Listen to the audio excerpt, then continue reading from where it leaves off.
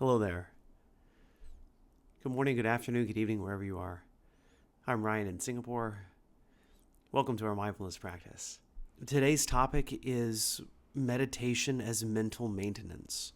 And I think it's a topic that's kind of near and dear to my heart in that I think I come across a lot of people that meditation is something that they only do when they're feeling stressed or they're feeling anxiety, right? It's like, oh, I'm going to meditate my anxiety away, or I'm going to use meditation to fix this thing that's wrong with me right now in this moment. And I just wanted to say that there is room for that, and I think I want to go into that next week. Like, what are the active things we can do in the moment that we're feeling difficulty? However, my main my main idea around this topic is that the main benefit you're going to get, the most benefit you're going to get from your meditation practice is by meditating every day. And it's just like brushing your teeth or doing physical exercise. It's something that can be done as a way to cleanse the mind. I mean, I don't know if that's the right way to put it, but it's a way to help to give ourselves the resilience and to prevent. And that's really what I think meditation is. It's more about the preventative maintenance. If you're meditating every day, you use that time of meditation, even just spending time to focus on a single thing. So focusing on the breath. The one thing that I tend to notice about my meditation practice when I try to focus on the breath is that I'm not very good at keeping my attention focused on my breath, and that my mind wanders away, and that I notice that I'm thinking about all kinds of things. Sometimes things that seem important to me, and other times I'm thinking about stuff that seems meaningless. Like, why is my mind wandering over there? But that's the kind of the common thing, is that I'm noticing my mind wandering, and there is some relief that is almost inexplicable. I can't tell you why I'm more prepared to engage with my life in a wise, compassionate way by focusing on the feeling of breathing. And when my mind wanders away from the feeling of breath, bringing my mind back and coming back to that sensation of breath. So there's something about that process that allows me to be more prepared for the way things go in my life. And there's data to prove this. Like, this isn't something that it's not something that I experience by myself, that I'm not alone in this, that meditators tend to find that they're more prepared to engage with their lives fully when they have a regular meditation practice. The team and I would totally agree with you. Yes, thanks, Gene. And I really do very strongly believe in regular meditation. And I think, one of the reasons this is coming up too is because, I had surgery a little over a month ago, and as I was recovering, I just didn't have the wherewithal to do my daily meditation. I was really, partially because I'm so used to focusing on breathing at my nose, and I just couldn't breathe through my nose, and as that surgery is over, and also, it was just time to take a break.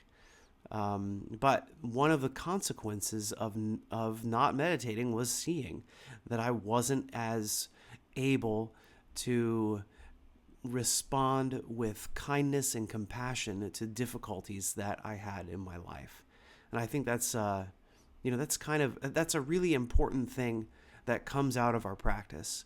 And there's thanks, Rachel, for your feedback. There's there's a quote that I've read many times on these live events that I want to read again, just because I think it's so powerful in explaining how meditation works. And as I was reading, as I was scanning through it too, I was thinking, man, maybe this is something that I should just start reading mindfulness in plain English on this live event every once in a while. It's just a really it's just a really useful book when it comes to understanding meditation. So let me just read this portion of Mindfulness in Plain English by Bhante Gunathara, the Sri Lankan teacher. Meditation is called the great teacher. It is the cleansing crucible fire that works slowly through understanding. The greater your understanding, the more flexible and tolerant you can be. The greater your understanding, the more compassionate you can be.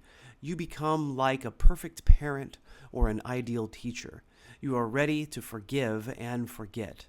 You feel love towards others because you understand them, and you understand others because you have understood yourself. You have looked deeply inside and seen self-illusion and your own human failings. You have seen your own humanity and learned to forgive and to love. When you have compassion for yourself, compassion for others is automatic. An accomplished meditator has achieved a profound understanding of life and inevitably relates to the world with a deep and uncritical love. Meditation is a lot like cultivating new land. To make a field out of a forest, you first have to clear the trees and pull out the stumps. You till the soil and you fertilize it. Then you sow your seeds and harvest your crop. To cultivate your mind, you first have to pull out various irritants that are in the way. Pull them out by the roots so they won't grow back. Then you fertilize. You pump energy and discipline into mental soil. Then you sow the seed and you harvest your crops of faith, morality, mindfulness, and wisdom. That's Bhante Gunathara's Mindfulness in Plain English. And I just think it's just such a powerful way to understand what meditation is doing. And I think that's really the key, is because we're focused on the breath. And as the mind wanders away, we see clearly what's going on because we're not intending to think about those things, right? So that you start to see more clearly what your real opinion about things is, right? I really, yeah, and I failed to put it into words well.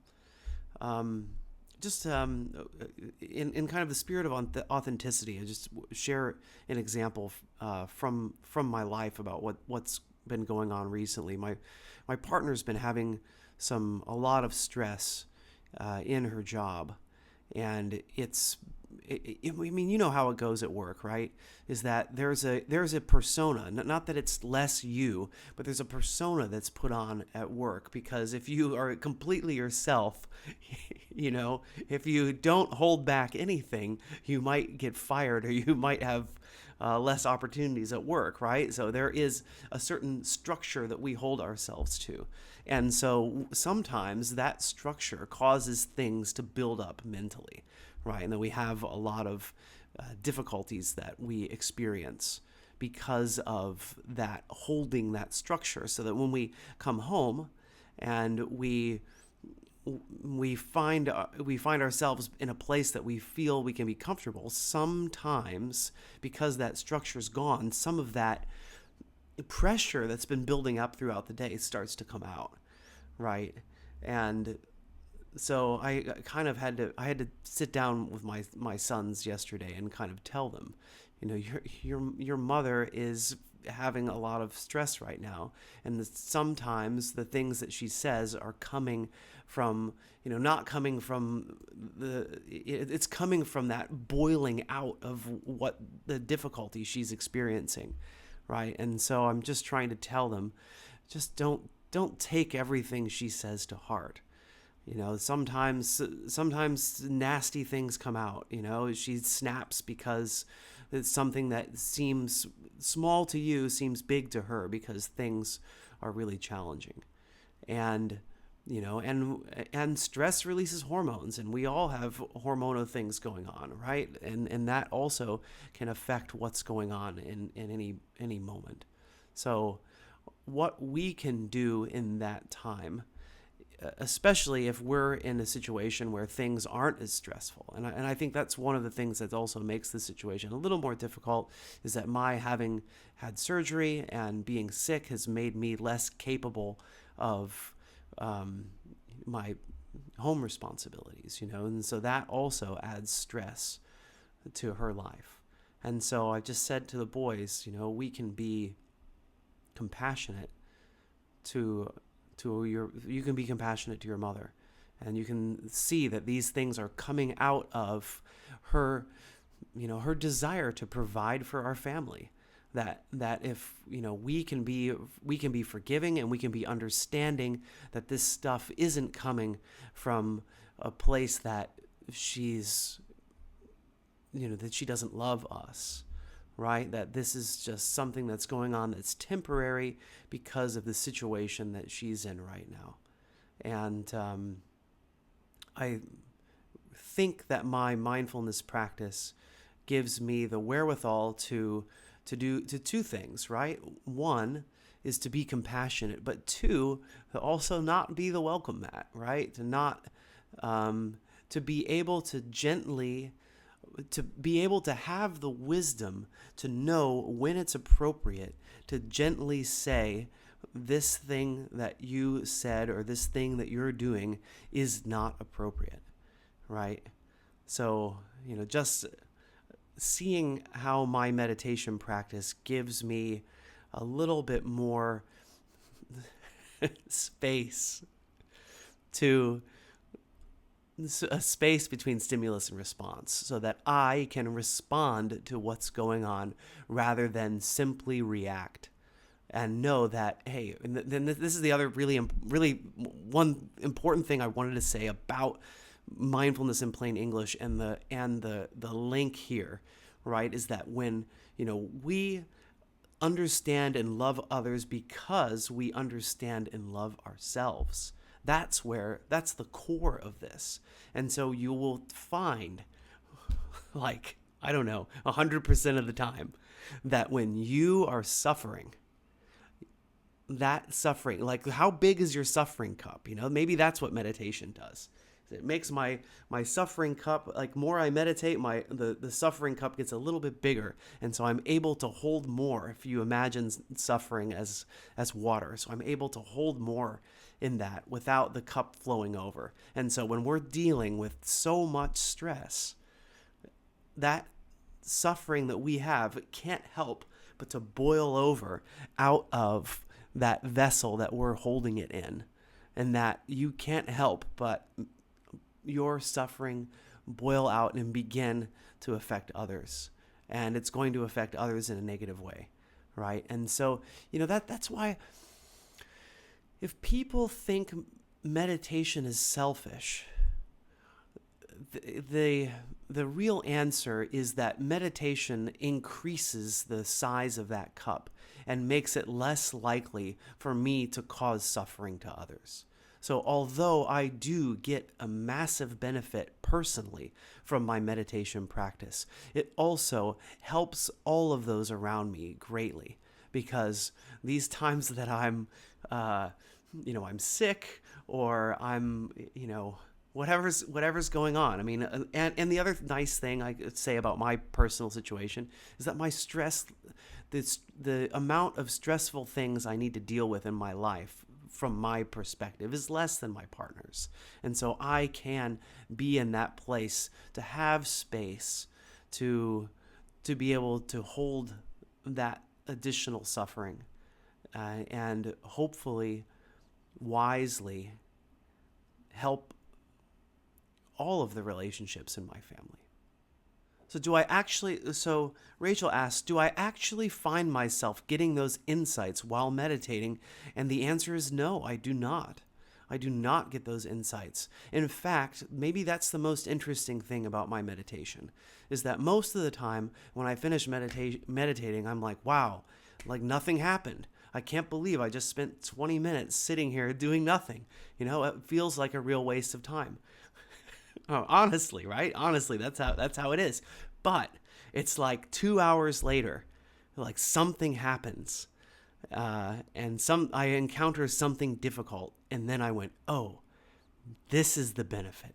It's this ability that I have to deal with this difficult thing with a little bit more wisdom and compassion, and that it's just there, and it's bizarre. I mean, honestly, before I started meditating, I was a real skeptic. And I mean, I'm amazed that meditation works for me the way that it does. And I think that's been my motivator to becoming a meditation teacher, is that I've seen so much benefit in my own life, especially coming from this perspective of a person who didn't think meditation really did anything, and seeing the significant benefit that it's had for me personally and in all of my close relationships, that I really want to be able to reach out and inform others, and to help people get started that haven't meditated before. And that's the time you offer yourself self-compassion, says Gene. And self-compassion, just like in Bhante Gunanatara's book, right? I mean, let me read the self-compassion part one more time. And you can see that also it's not separate, that it is linked directly into our meditation practice.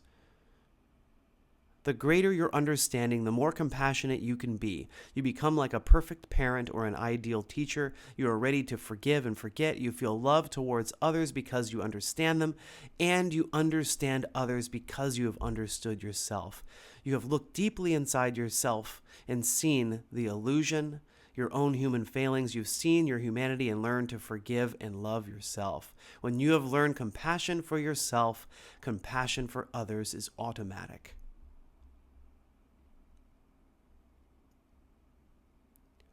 I think meditation allows me to be less reactive to situations. I agree with that 100%, Sybil. All right, let's get into our practice. So get comfortable. Today we're going to do a focused attention practice. So choosing an object of meditation and holding our attention there for a good 15, 20 minutes.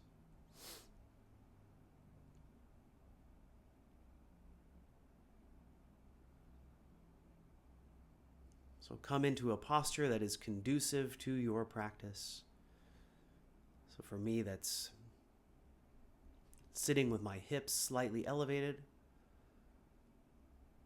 my legs crossed,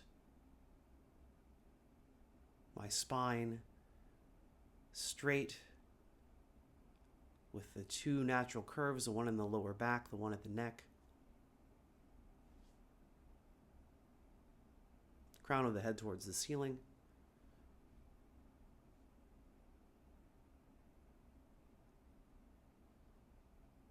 And for me, eyes closed.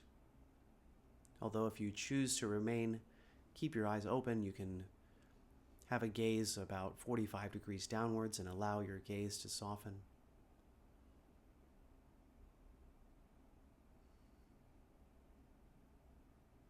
So checking in with this body, checking in from where you've come from today, what has happened.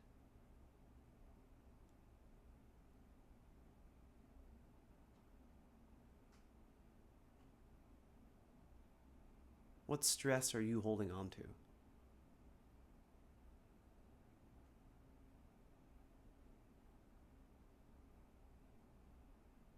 Can you feel it in your body as you examine your face? Do you notice any tension as you examine your shoulders? As you examine your back, your belly.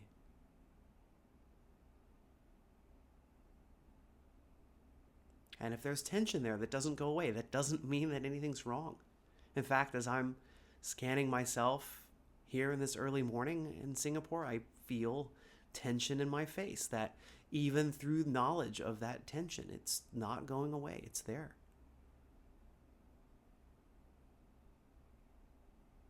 So no need to explain or dig down into why that tension's there right now.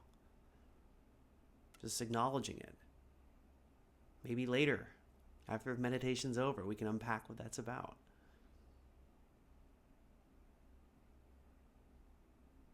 And so now, choosing the object that you wish to focus on for the next few minutes.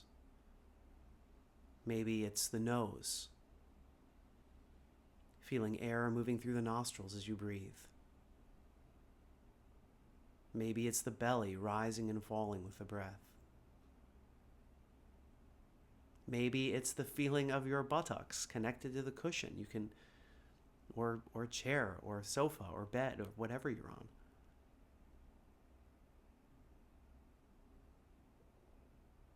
So allowing your attention to rest on that physical sensation of contact. Or maybe for you, sound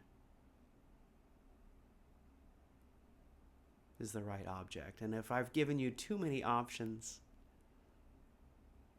you're like, I don't know what to choose, then let's come back to the nostrils. Let's feel that air.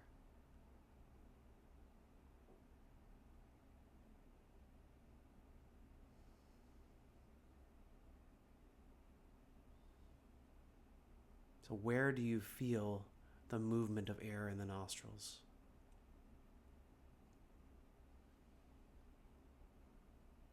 And for me, the most obvious place is right at the entrance of the nose.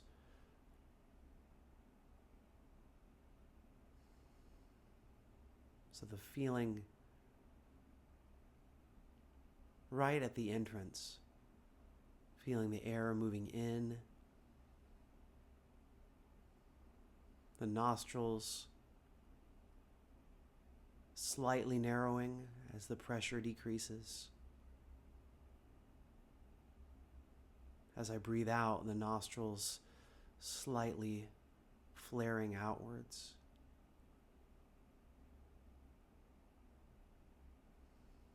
Feeling the difference in the temperature between the air coming in and out, feeling the cool air and the effect that the cool air has on my nostrils. And then breathing out, noticing the warmer air.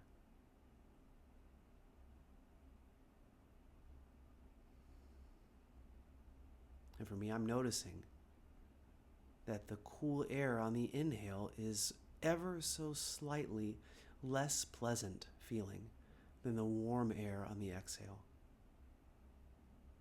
So can you, like a scientist, examining an experiment, look with all of your attention, with the greatest amount of attention to detail, to your nostrils, your belly, your buttocks, whatever it is that you're focusing on today.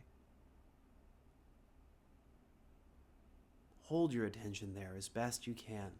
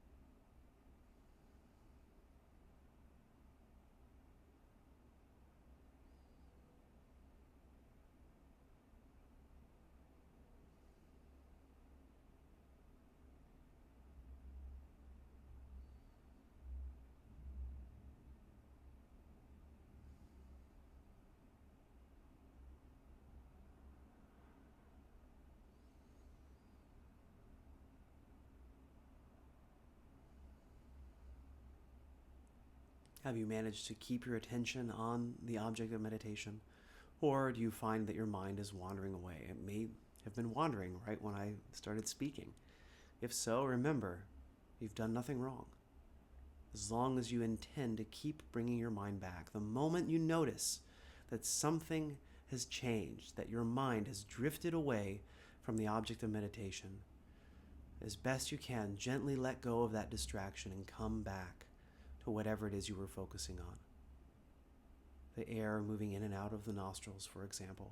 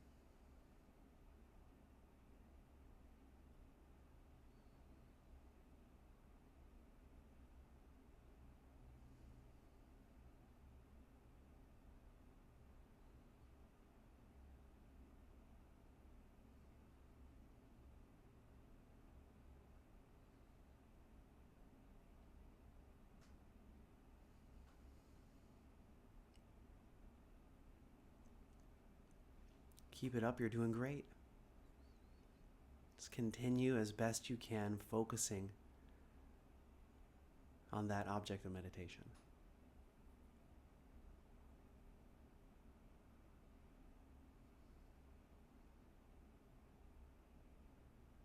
So if you've just joined in, we're choosing one thing to focus on, one physical sensation, or perhaps just tuning into sounds. I'd say most of us, perhaps, well, I at least, am focusing on the physical sensation of air moving in and out of my nostrils as I breathe. So if you're just joining in, I invite you to try to do that too.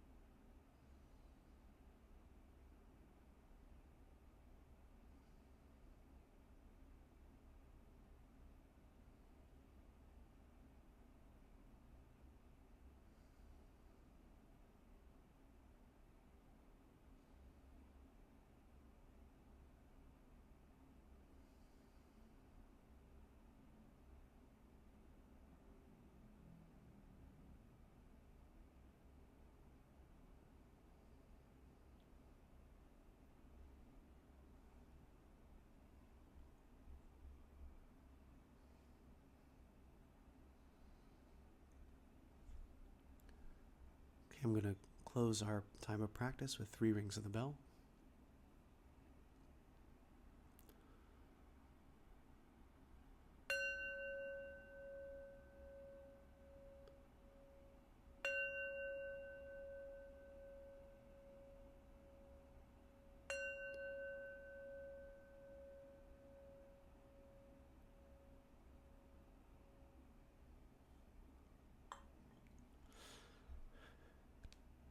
All right, well done. Thanks for practicing with me. Thanks for being here to support this community of practitioners as well. I know that community is very helpful in continuing our meditation practice, to have somebody to cheer you on. And I think that's what that's what a lot of people that, I'll write in the name of my group here, Ryan's Daily Mindfulness Circle. So if you look for it in Insight Timer groups, you will find that's where this community of meditators meditate together every single day. So although at the moment I'm only here Tuesdays and Thursdays, Singapore time, there's a wonderful group of people that meditate together every single day. So thanks, everybody. Thank you, Rachel, Alexa, Eddie, Jean, Chris. Great. Thanks, Chris, for sharing. This is exactly the feedback that I'm looking for on that. So that's good. How did the meditation go? Yeah, that's the one thing I always say at the end of the meditation I haven't said yet. Thanks, Rachel, for sharing. Rachel says, my thoughts were everywhere for a while, but then settled. I think I fell asleep near the end. Thanks so much for sharing. And also, just want to say thanks to everybody who's here today. Even if you haven't interacted in chat. I see Nadine's here. Haven't seen you in a while. It's great to see you. Hi, Irma. Hello, Nicole. So a lot of familiar faces. Great to see a lot of you here. And new faces. Hello, Shu O in Dulwich Village, UK.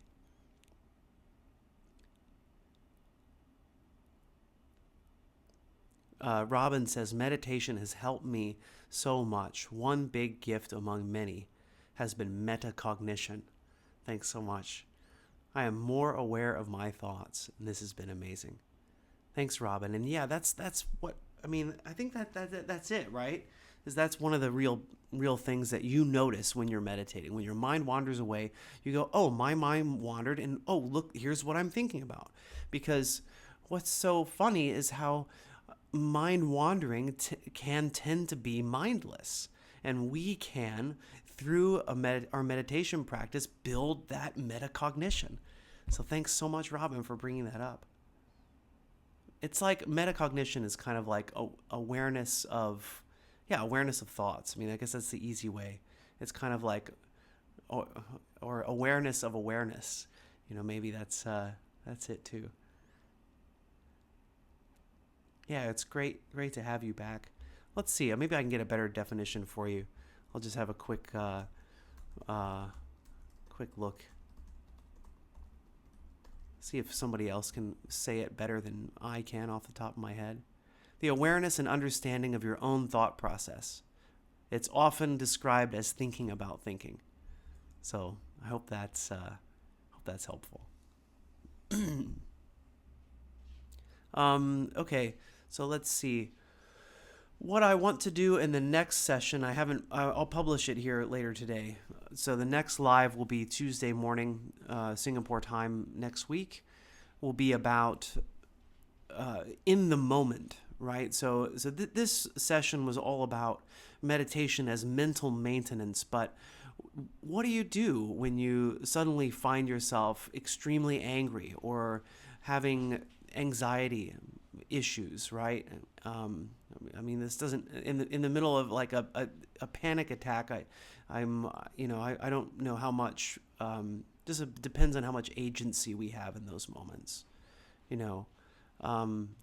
So, what can we do when we're having big issues with anxiety or depression or stress or anger? What can we do in those moments? So, I'll talk a little bit about that next time. What I also wanted to say is that Insight Timer's live events are changing a little bit, as far as my understanding, and I'm going to be in the next week trying to understand what those changes are, and is kind of my plan for Thursday, is to talk a little bit about what's going on with Insight Timer and how it might affect my live events. So, do I have any tracks on anxiety? I don't, and I think maybe that's something that could be useful, is a short practice to do in the moment of feeling anxious. Thanks, Rachel, for that. Yeah, I'll write that down for my to-do list for making tracks. And I guess that's the other thing is that I think I have, I don't know, 25 tracks or so on Insight Timer. I think a lot of people release more tracks, and I think the reason that I'm not releasing as many tracks is because I think what I've got out there basically does the job. Although thank you for bringing up something like the track on anxiety, right? So that I do have some awareness of what else could be there. But I guess I just wanted to say that these live events are where I feel, I get the most out of these live events, and I hope you feel the same way, because that's really where I find that my interaction on this platform feels the most valuable. That doing meditation recordings, when it comes to mindfulness meditation, you can do a 10-minute focus on breath track, a 15-minute, a 20-minute, a 15-minute body scan, a 30-minute body scan, right? Eventually, I feel like, there's nothing more that I can add in that space for meditations. I don't know, maybe your readings. Maybe readings is something, but I think that, yeah, it's good. It is good to have a few of those out there. I know Jean has told me that 3 breaths to recenter has been really useful. And that's something I suppose that you can use, that could be used as an anxiety track. So there's one track I have that's called 3 breaths to recenter. And that is, that can be really, really good in times when, especially when I feel like I'm getting overwhelmed by the number of things that I'm doing, right? Like I get so much that I have to do. How can I get back and in the moment to check this out? But I do think that there's more that I can add on anxiety. So thanks for bringing that up. So that's kind of the plan. I'll let you know. I'll keep you guys posted as to what's going on. And in the meantime, keep meditating. Keep up your practice. Please practice with the group in Ryan's Daily Mindfulness Circle. I think that's an amazing feature that Insight Timer released years ago that I think is completely underutilized. I think it's really awesome to be able to meditate with people to a track and then to be able to chat afterwards, right?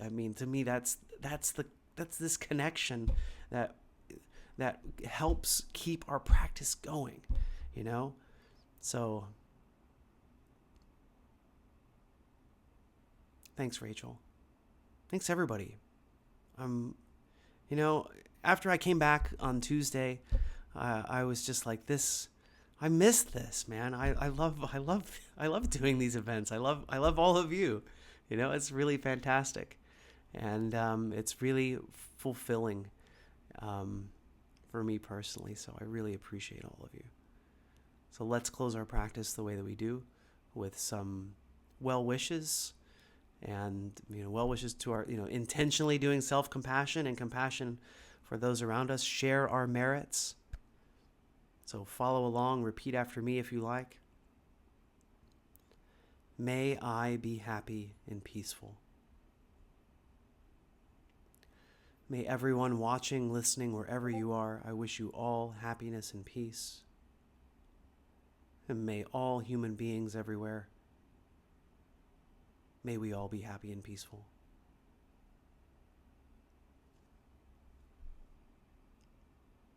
I missed you too.